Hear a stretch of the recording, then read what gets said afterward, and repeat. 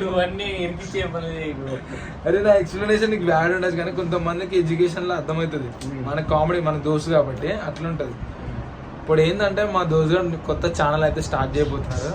అరే ఒక్క నిజం ఎందుకు షై చెప్తున్నారా, యూట్యూబ్ లో ప్రతి ఒక్కరికి ఇదే ప్రాబ్లం, ఫియర్ అనేది వదిలేసేయండి. అర్థమైందా?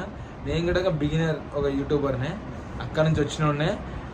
ఫస్ట్ మనకి కెమెరా చూడగానే కొంచెం ఫియర్ అనిపిస్తుంది, భయం అనిపిస్తుంది. ఏం చెప్పాలి, ఆడియన్స్ ఏమనుకుంటారు, మా ఫ్రెండ్స్ ఏమనుకుంటారు, ఫ్యామిలీస్ ఏమనుకుంటారు, ఇవన్నీ ఫక్ దెమ్, పక్కకు పెట్టేసేయండి. మంచి కంటెంట్ మీరు ఎక్స్ప్లెయిన్ చేస్తూ చెప్పారు అనుకో యూట్యూబ్. నాకు ఫస్ట్ లో చెప్పడానికి అసలు మాటలు కూడా వచ్చేవి కాదు,